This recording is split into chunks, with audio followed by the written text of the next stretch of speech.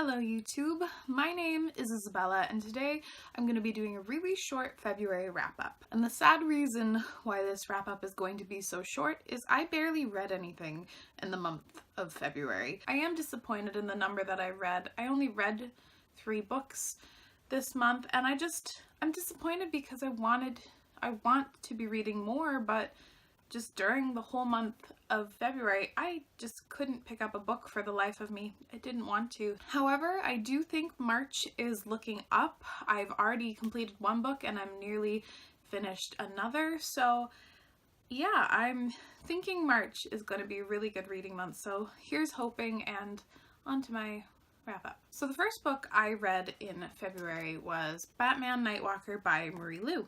Now I don't plan on spending too much time on this one because I do plan on doing a full spoiler-free review. So Batman Nightwalker is DC's second YA origin story. They originally did Wonder Woman by Leigh Bardugo, which I loved, and if you're interested, I did a spoiler-free review for that one too, and I really liked the way that one came out, so if you're interested, I maybe suggest you check that out. But this is Marie Lu's take on Batman's origin. I just found this book to be a little lackluster. It had some really key elements that I thought were missing to make it a true Batman story. I haven't read the comics, but I know enough about Batman and what Batman is all about that I was really missing that. I didn't particularly root for the characters. I didn't love the world building. However, I do think the plot was really quick and engaging. After you got through the first maybe 75 pages, it was decent, it was okay. I gave it 3 out of 5 stars. If you like the origin story things, I do recommend it. If not, I think you can skip it. The next book I read was actually Enchanted by Gail Carson Levine. Enchanted is very popular. I'm sure a lot of you have seen the movie, but the book is quite different from it.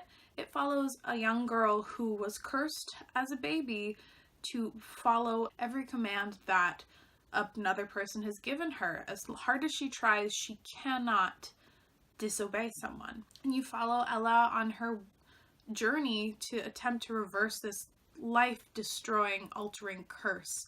And you meet a lot of fun characters on the way, and it's just a really fun, cute, adorable children's book. I really liked Ella as our main character. For someone who's forced to follow every single command they're given, she is so very brave and resilient and really a rebel, which is something that most people couldn't do. And I really appreciated the way that the romance developed between her and the prince. It was slow burning and rather mature for a kid's book, although I think near the end of the story they are both around 15, 16. The one main issue I did have with it was the fact of the world building was just kind of bunkers. There was no basis to the world and you couldn't tell if it was set in a normal world with some magic, but then there were also some creatures and weird languages, and it just there was nothing concrete about it. I gave it 3 out of 5 stars. It was super enjoyable and I had a lot of fun with it, and it was a nice light spot in my darkness of no reading in February. It's not melodramatic at all. The last book I read felt like a never-ending book.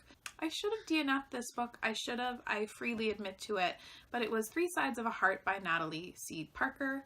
I should say edited by Natalie C. Parker because this is an anthology. This is an anthology all about love triangles. I was excited to see how so many different authors were going to play with the infamous love triangle, and wow, was this a disappointment and pretty crappy overall. This anthology started off with a bang. The first few stories I thought were really, really great. I was especially impressed with Justina Ireland's story. That was a full 5 out of 5 stars. Ooh, I love that one, and it made me very excited for her upcoming debut book, Dread Nation.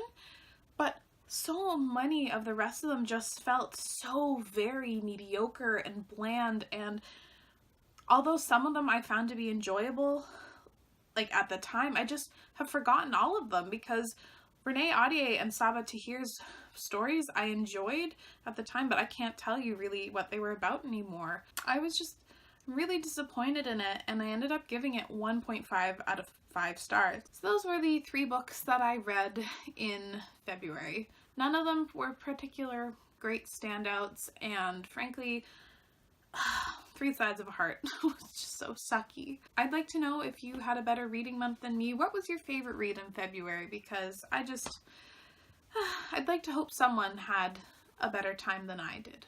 So thank you so much for watching. Hopefully the next video I will be more excited and happy with the things I've read, but for now, I'll see you again very soon. Bye.